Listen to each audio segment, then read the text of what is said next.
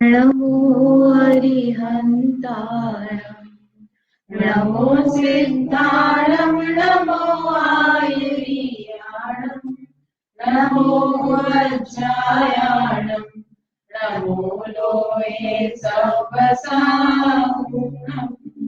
मोक्षमार्गस्य नेतारम् नेतारम् कर्मभूभृताम् ज्ञातारम् विश्वतत्त्वानां वन्दे तद्गुणलब्धये। तत्वार सूत्र ग्रंथ आचार्य गोस्वामी द्वारा रचित है। इसमें पहले अध्याय का अंतिम सूत्र समझना शुरू किया था। उसके पहले सम्यक ज्ञान का प्रकरण समझा।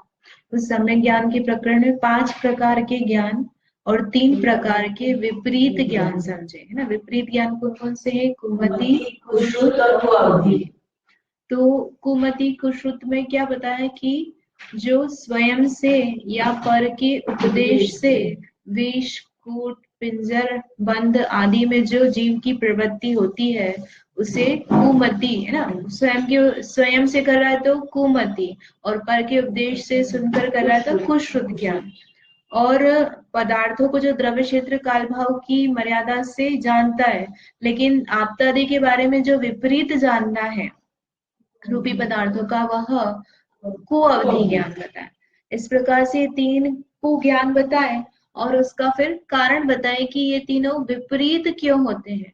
तो उसके लिए 32वें नंबर के सूत्र में बताया कि मिथ्यात्व के कारण से जीव सत और असत का विवेक नहीं करता और जिसकी जैसी इच्छा होती है वैसे पदार्थों में वह प्रवृत्ति करता है जानने में। यानी सम्यक ज्ञानी भी पदार्थ को जानता है और मिथ्या ज्ञानी भी पदार्थों को जानता है। जानने में फर्क नहीं है, लेकिन जानने के समय उसका जो मिथ्यात्व है, दर्शन मोहनी उसका परिणमन चल रहा है, उसके कारण से उसकी जानने में जो जान रहा है उसे वो उस रूप से देखता है, राग द्वेष मोह से सहित देखता है। जैसे कि किसी छोटे बच्चे को देखा तो सम्यक ज्ञानी उसे जीव रूप से देखेगा ना, उसके साथ राग द्वेष मोह नहीं देखेगा। लेकिन जो मिथ्या दृष्टि होगा तो ये अच्छा बच्चा है, ये बुरा बच्चा है, ये मेरा है, ये पराया है, ये शत्रु का है, पड़ोसी का है, वो इस रूप में जानेगा। तो पदार्थों को जानना जो है इसका उस कारण से कैसा बताया? विपरीत बताया। उसकी जैसी इच्छा होती है वैसा जानता है, और इसलिए ये 3 ज्ञान कैसे है? मिथ्या ज्ञान है।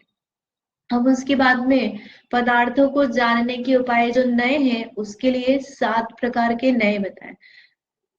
सूत्र पढ़ते हैं वापस से। नैगम संग्रह व्यवहार ऋजु सूत्र शब्द समभिरूढ़ैवं भूता नयाः।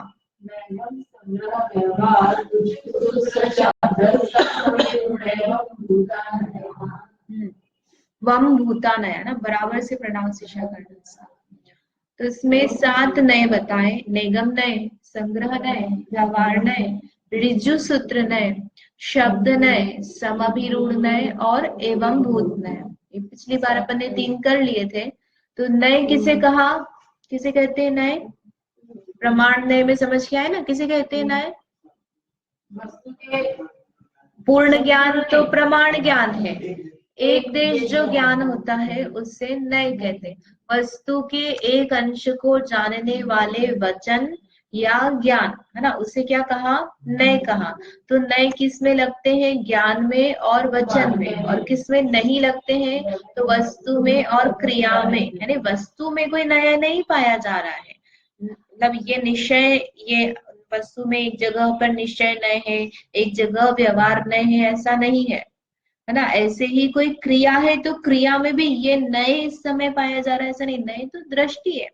जैसे हम चश्मा लगाते हैं तो पदार्थ काले पीले नीले नहीं हो जाते, हमारे चश्मे का कलर वैसा है। तो इसलिए पदार्थ नीला या काला पीला जो है, हमने उस रंग का चश्मा लगाया तो वैसा दिख रहा है। तो ऐसे ही नए हैं तो चश्मे के कलर के कारण से पदार्थ को वैसा जाना जा रहा है। उसी प्रकार से हमारी दृष्टि जैसी है, हम उसे निश्चय व्यवहार आदि रूप से जान रहे हैं, उस एक भाग को जान रहे हैं। तो वस्तु तो कैसी है? अखंड है, उसमें अनंत धर्म पाए जाते हैं, विरोधी ना, एक विरोधी धर्म अन्य अन्य जो है विपरीत प्रकार के एक साथ पाए जाते हैं। तो जानना जो है वो उसमें नए क्यों लगे, क्योंकि हमारा जो ज्ञान है वो क्रम से जानता है। अगर हमारा ज्ञान एक साथ जाने तो नयों की जरूरत ही नहीं है, केवल ज्ञान में नए की जरूरत नहीं है। क्यों नहीं है? क्योंकि पदार्थों को एक साथ जान ही लिया ना, एक अंश की बात ही नहीं आई उसमें। और हम कैसे जानते हैं? एक एक कर कर जानते हैं, इसलिए उसमें नए की बात आती है। और एक एक करके जानते हैं। और जो हमारा कथन है, तो वो कथन भी कैसा होगा? हम वस्तु को पूरी तरह से एक बार वचन में कह ही नहीं सकते, तो कहना भी कैसा होगा हमारा? क्रम से। मतलब हम यदि किसी पदार्थ को समझाना भी है, तो भले ही वह उसमें पाए जाते हैं, हम झूठी बात नहीं कह रहे, लेकिन पाए जाने पर भी हमको उसमें भेद करना पड़ेगा। पदार्थ को तोड़ रहे ऐसा नहीं, पर उसको जान करके हम जो एक्सप्लेन करेंगे, उसके एक्सप्लेन करने में हमको उसकी कुछ कुछ चीजों को मुख्य करके बताना पड़ेगा। किसी भी पदार्थ को आप ले लो, जैसे कि फोन लिया हमने, तो फोन को आपको बताना है ये फोन कैसा है, तो ये चौकोर है, इतने ग्राम का है, इस कलर का है, इतने स्क्रीन है, इसमें इतना मेमोरी है, इसका रैम इतना है, इस कंपनी का है, इतने प्राइस का है। इस सब अपन एक जान रहे हैं। जब हमने जाना तब क्रम से जाना, लेकिन अब हम उसको सब एक साथ हमारे ज्ञान में है, जान लिया, धारणा बन गई। लेकिन कहेंगे तब कैसे कहेंगे? एक एक करके कहेंगे। तो कथन में और ज्ञान में नए लगते हैं। तो दो प्रकार के नए की बताए, द्रव्यार्थिक और पर्यायर्थिक। द्रव्यार्थिक में जो नए की द्रव्य की मुख्यता से कथन करे उसे द्रव्यार्थिक, और जो पर्याय या गुण को मुख्य करके कथन करे, भेद करके कथन करे, उसे पर्यायार्थिक नए कहा। तो इनमें जो 7 नए हैं, इसमें 3 जो है वो द्रव्यार्थिक है और बाकी के 4 पर्यायार्थिक है। तो द्रव्यार्थिक नए कौन कौन से हैं? नैगम नए, संग्रह नए और व्यवहार नए। और पर्यायार्थिक कौन कौन से हो गए? ऋजुसूत्र, शब्द, समाभिरूढ़ और एवं भूत नए। इस तरह से 7 नए हैं। तो नेगम नए में क्या बताया? जो संकल्प को ग्रहण करता। कैसा संकल्प? भूतकाल को वर्तमान में बताना, भविष्य की चीज को वर्तमान में बताना। और कोई कार्य हमने वर्तमान में शुरू कर दिया है लेकिन अभी कंप्लीट नहीं हुआ है, उससे हम क्या कहते हैं? कि हो गया। है ना? एग्जाम्पल देखते हैं, थोड़ा सा रिवाइज करते हैं वापस से। तो जैसे भावी का एग्जाम्पल क्या? आज भगवान महावीर का मोक्ष कल्याण। आज है क्या? आज निर्वाण हुआ क्या? नहीं हुआ। है ना? उनको कब हुआ था? जब हुआ था 2600 साल पहले। लेकिन कहते कैसे कि आज भगवान महावीर का मोक्ष कल्याण है, आज मेरा बर्थडे है, आज तुम्हारा जन्म हुआ था, तुम तो 16 साल के 17 साल के हो। आज कैसे है कि मैं 16 साल पहले इस दिन जन्मा था हो गया ना।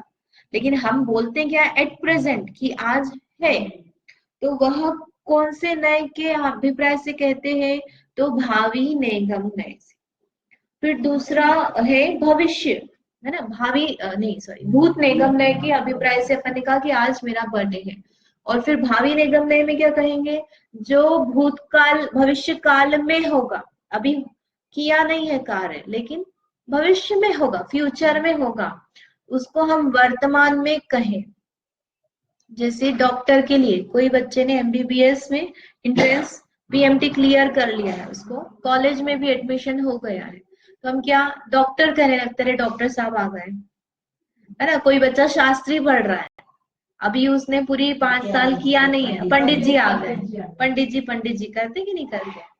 और ऐसे ही राजकुमार है, अभी उसका राज्याभिषेक होकर राजा नहीं बना है, क्राउन प्रिंस बोलते ना। क्राउन प्रिंस क्या होता है? कि जैसे 4 लड़के राजा के, लेकिन एक को वो घोषित करके रखता है कि ये जो है, ये यदि मेरी मृत्यु हो गई तो ये राजा बनेगा, इस तरह से।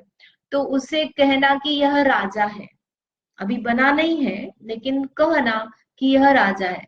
या तीर्थंकर बालक हैं, तो उनका अभी भगवान कहना, भगवान भगवान आए, अभी दीक्षा नहीं हुई है, लेकिन फिर भी कहना भगवान। तो इस तरह से भविष्य में जो होने वाली चीज है उसको वर्तमान में कहना, वह क्या है? भावी निगम है।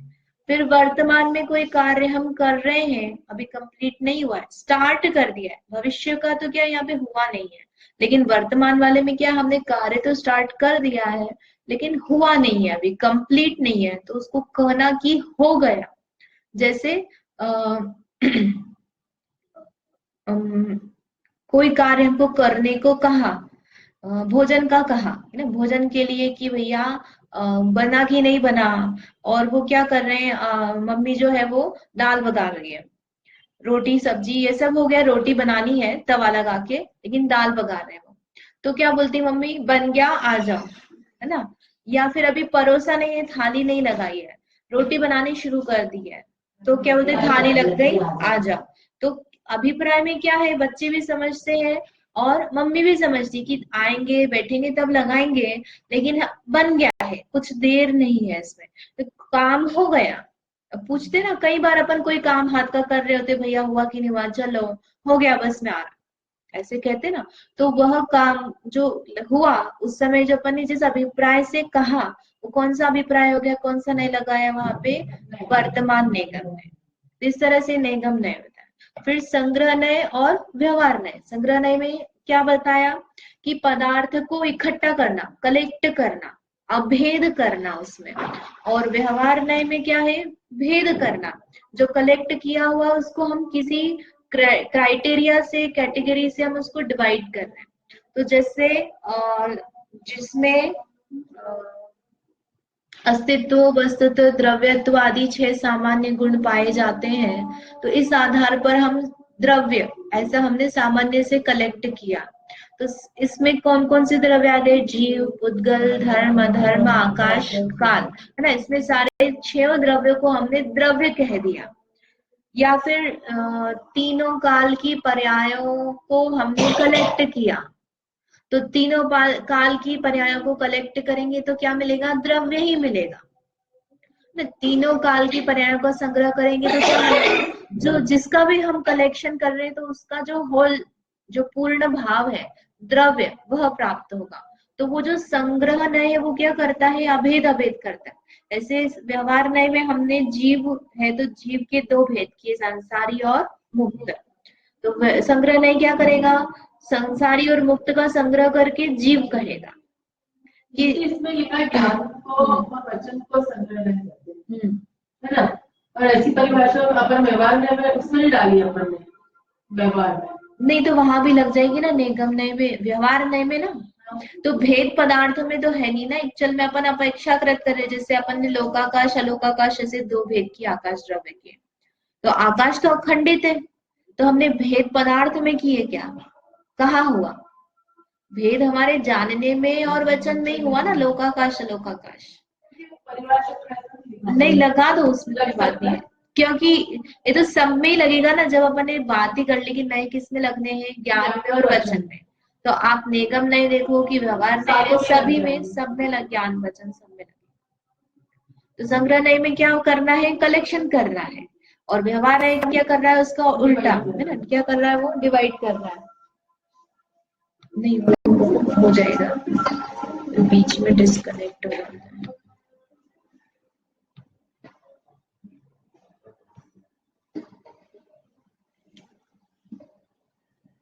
व्यवहार में और कैसे भेद किया, फिर संसारी मुक्त के बाद में संसारी जीव के इंद्रिय, है ना, त्रस और स्थावर, फिर त्रस के 2 3 4 5 संज्ञा संज्ञी, और स्थावर के पृथ्वी, जल, अग्नि, वायु, वनस्पति, फिर उसमें अपन सूक्ष्म बादल कर दो, वनस्पति में साधारण प्रत्येक, तो अपन भेद भेद करते जा रहे हैं, वो क्या हो गया, व्यवहार है।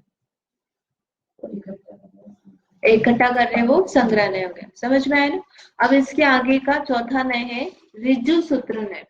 तो ऋजु सूत्र नय में क्या बताए हैं कि जो अब द्रव्य है या हमने जो भेद किया, उसमें भी हम जो पदार्थ है, तो उस पदार्थ में भी जो वर्तमान में परिणमता हुआ पदार्थ है, वर्तमान पर्याय है, उसको ही ग्रहण करना, उसे कहा ऋजु सूत्र नय। भूत और भावी पर्याय को छोड़कर जो वर्तमान पर्याय को ग्रहण करता है उसे ऋजु सूत्र नय कहते हैं। जैसे अपने आप को मनुष्य कहना, या आप अपने आप को लड़का कह रहे हो, ये बहू कह रही है, तो पहले ये बहू थी क्या? नहीं थी, पहले लड़की थी, है ना। तो उस तरह से अपने आप को स्थूल पर्याय और सूक्ष्म दोनों में वर्तमान है। अभी हम क्या है तो जीव वास्तव में, लेकिन अपने आप को हम मनुष्य कह रहे हैं। तो मनुष्य के पहले हम नारकी, तिर्यंच, देव कुछ और भी रहे होंगे, और मनुष्य के बाद कुछ और भी बनेंगे, लेकिन वर्तमान भाव हमारा कैसा है? मनुष्य का है। तो हम अपने आप को क्या कह रहे हैं? मनुष्य हूँ। ऐसे ही आप क्या हो? स्टूडेंट, अपने आप को स्टूडेंट कर रहा। आप छोटे थे, पहले 1-2 साल तक स्टूडेंट नहीं थे, जब 1-2 साल के थे, और फिर जब आपकी एजुकेशन पूरी हो जाएगी तब भी आप स्टूडेंट नहीं रहोगे। तो अभी हम जो ये ड्यूरेशन है इसमें अपने आप को क्या मान रहे हैं? मान रहे मतलब कथन करें कि मैं स्टूडेंट हूँ। तो वर्तमान की जो अवस्था है उसको लेकर के हमने कथन किया, तो वह निर्णय होता है ऋजु सूत्र न्याय। तो इस ऋजु सूत्र न्याय के दो भेद किए। हाँ मान लो ना, उसमें कोई बात नहीं है।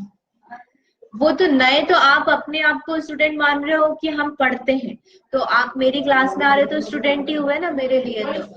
तो आप भी यही कथन कहोगे भैया हम दीदी से पढ़ते हैं, पढ़ते हैं अपन ने हिंदी में कहा, इंग्लिश में कहो तो स्टूडेंट है। तो उसमें कोई बात नहीं। तो उदाहरण के लिए लिया हमने कि बच्चा है तो अपने को दिखता है कि है स्टूडेंट है। तो ऋजु सूत्र न्याय के दो भेद किए, सूक्ष्म और स्थूल। स्थूल में क्या लिया हम? एक समय की पर्याय जो होती वो सूक्ष्म ऋजु सूत्र न्याय है। अब एक समय की पर्याय अपने ज्ञान का विषय है नहीं, है ना। वास्तव में ऋजु सूत्र न्याय तो क्या लिया है? सूक्ष्म, एक समय की पर्याय को जो ग्रहण करे, यानी वास्तविक वर्तमान पर्याय तो कौन सी हो गई? कोई से भी पदार्थ की जो एक समय पे जो हो रही वही पर्याय वर्तमान है। उसके पहले की जितनी भी हो गई और उसके जितने बाद की जितनी भी हो गई वो सब क्या हो गई? भावी और भूत हो गई। तो जो अपन ने डेफिनेशन कही कि वर्तमान पर्याय मात्र को जो ग्रहण करता है वो ऋजु सूत्र न्याय है, तो उसमें ये ऋजु सूत्र न्याय में सूक्ष्म पर्याय घटित होगी, लेकिन वह अपने ज्ञान का विषय नहीं है ना। हम पकड़ भी नहीं सकते, पकड़ने जाएंगे इतनी देर में हम कहेंगे तो निकल गई, है ना, विषय ही नहीं हो पाती इसलिए। तो वह एक्चुअल में तो ये है, तो केवल ज्ञान का विषय हो गया। लेकिन हमारे लिए लौकिक में जो हम यूज करते हैं तो वो कौन सा होता है? स्थूल ऋजु सूत्र है। उसमें क्या कहा? एक स्थूल पर्याय जब तक रहती है, तो अपन ने जितने भी उदाहरण देखे, जैसे स्टूडेंट का लिया ना, लड़की का लिया, मनुष्य का लिया, तो ये क्या हो गए? स्थूल ऋजु सूत्र न्याय से कथन। तो सूक्ष्म अपने रेगुलर में आएगा ही नहीं उसमें। अब ये इसको कौन से में लिया अपन ने? पर्यायार्थिक न्याय में लिया, है ना। चेंज हो गया ना, जैसे इस समझ में पहले हम द्रव्य को ग्रहण कर रहे थे, द्रव्य को ही देख रहे थे, भेद भी किसमें कर रहे थे? द्रव्यों में ही कर रहे थे, यानी उसमें द्रव्य ले रहे थे, अब पर्याय अवस्था को कंसिडर नहीं कर रहे थे। और यहाँ पर अब हमने इसको जो कथन किया जाना, वो किसकी अपेक्षा से हो गया? पर्याय की अपेक्षा से हो गया। भेद कर दिया ना हमने कि इतने से इतने तक का जो है उसी को हम कंसीडर कर रहे हैं, तो इसलिए ये कौन सा न्याय हो गया? पर्यायार्थिक न्याय। ठीक है, अब पर्यायार्थिक न्याय समझ में आया। इसमें बहुत ज्यादा उदाहरण बनेंगे नहीं, लेकिन जो अपने को करंट में पर्याय दिख रही है थोड़ी बड़ी, जो भी लॉन्ग ड्यूरेशन है उसको अपन कर सकते हैं। जैसे आप क्या कर रहे हो पूछा, तो मैं भोजन कर रहा हूँ। कहीं से जाकर आए और अपन कहेंगे हम उज्जैन से आए, तो ये ऋजु सूत्र न्याय इसको स्वीकार नहीं करेगा। क्यों? क्योंकि अभी तो आप नहीं आ जा रहे हो ना, आए नहीं हो ना, अभी तो आकर यहाँ खड़े हो गए हो। आप रास्ते में होते तो आप कह सकते थे, लेकिन आप बोल रहे हो मैं उज्जैन जाकर आया, तो ये भूतकाल का हो गया विषय। तो इसलिए भूतकाल का जो हो गया, जिसमें हम हो गया कार्य ऐसा जिसमें लग रहा है, तो वो ऋजु सूत्र न्याय में लगाएगा नहीं, मतलब वो इसको एक्सेप्ट नहीं करेगा बेसिकली, उस कथन और वचन को। अन्य न्यायों की अपेक्षा से वो लग जाएगा, जैसे अपन निगम न्याय लगा लो, उसमें लग जाएगा, लेकिन ऋजु सूत्र न्याय जो है वो इसको स्वीकार नहीं करता। ठीक है, आए समझ में।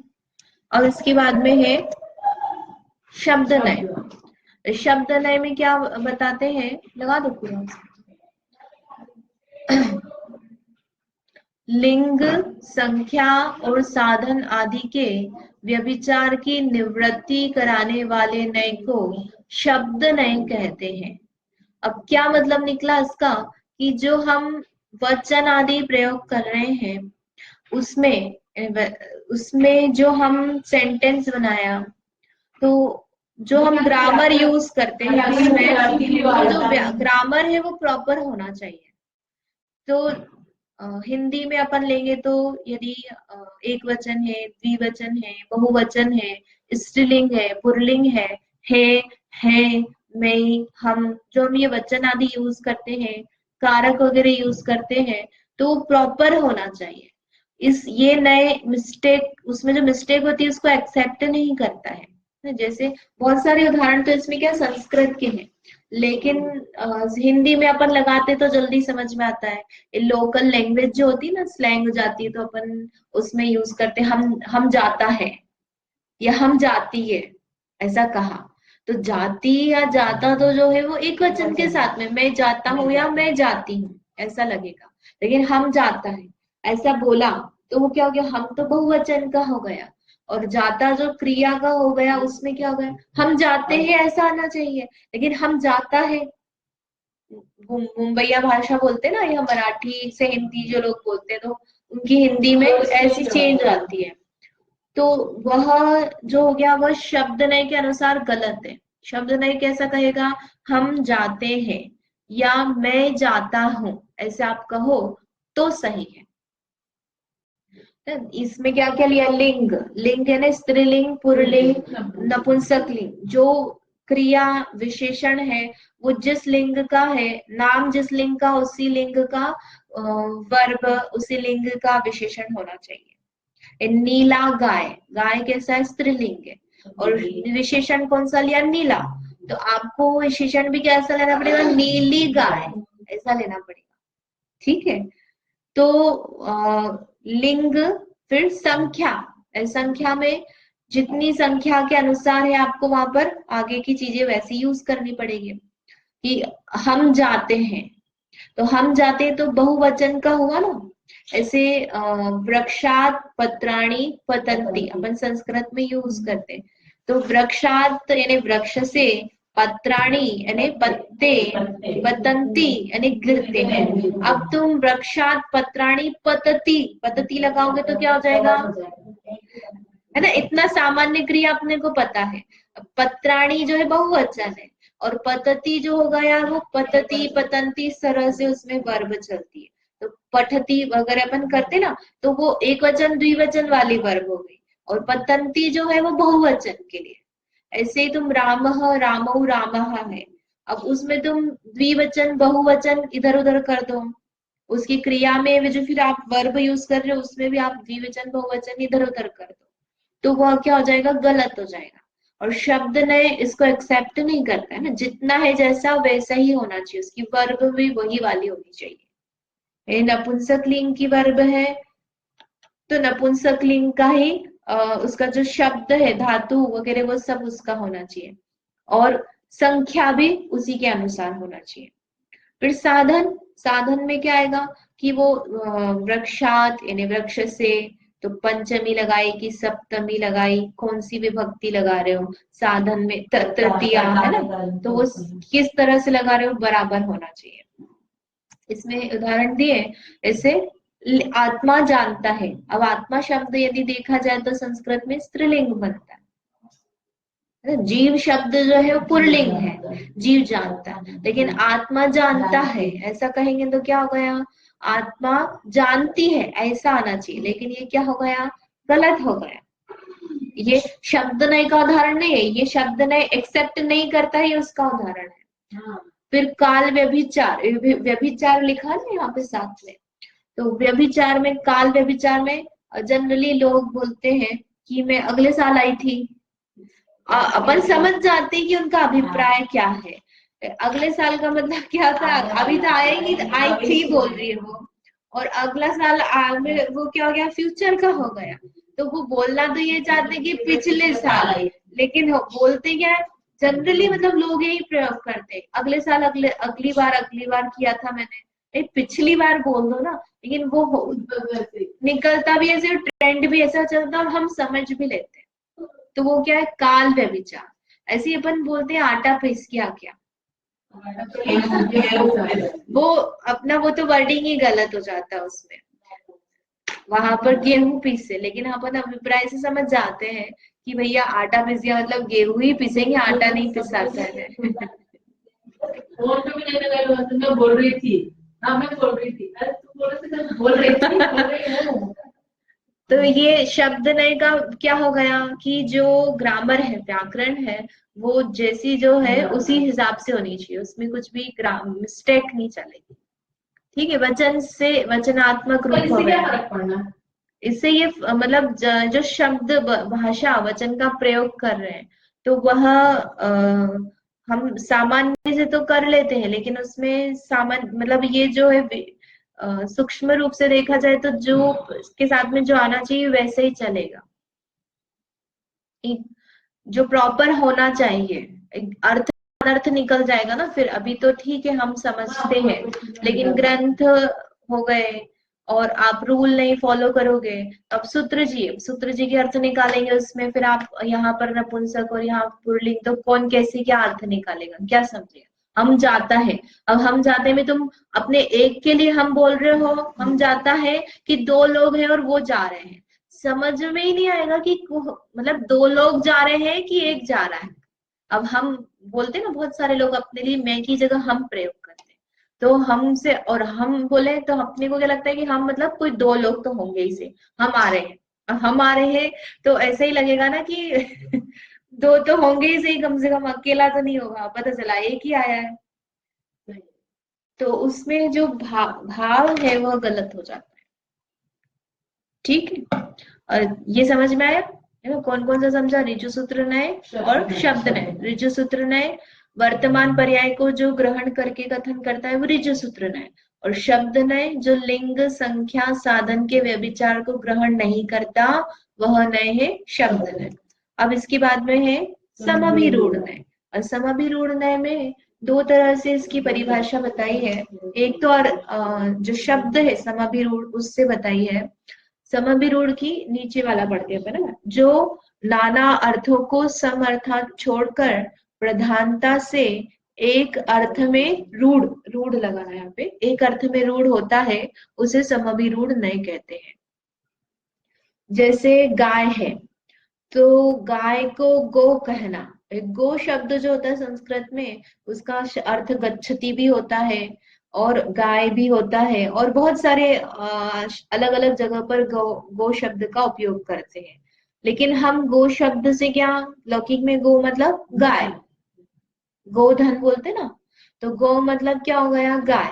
तो वो गाय के लिए प्रचलित हो गया, जबकि गो शब्द का निरुक्ति से अर्थ निकालेंगे तो गच्छति इति गौ, यानी जो चलता है वह गौ। तो गाय चलती है क्या, मतलब बैठी हुई है तब भी अपन उसको गाय ही बोल रहे हैं। तो वहां पर जो उसमें रूढ़ हो गया, अनेक अर्थों में से गो शब्द का अर्थ, जब भी गो कहेंगे तो हम उसका अर्थ क्या निकालते हैं, गाय। यानी उसकी गो का अर्थ हमेशा गाय ही हो ऐसा जरूरी नहीं है, लेकिन रूढ़ क्या हो गया है कि गो से गाय रूढ़ हो गया, तो उसको समभिरूढ़ नहीं की अपेक्षा से गो शब्द का अर्थ गाय लेना, ऐसा गाय। ऐसे आचार्य है, तो आचार्य के लिए क्या कहते हैं अपन, जो शिक्षा दीक्षा देते हैं है ना, और प्रायश्चित की विधि कराते हैं, वो आचार्य है। उपाध्याय किसे कहते हैं, जो पढ़ाते हैं। तो उपाध्याय जो है वो हमेशा ही पढ़ाते रहेंगे क्या, आहार लेंगे तब भी उपाध्याय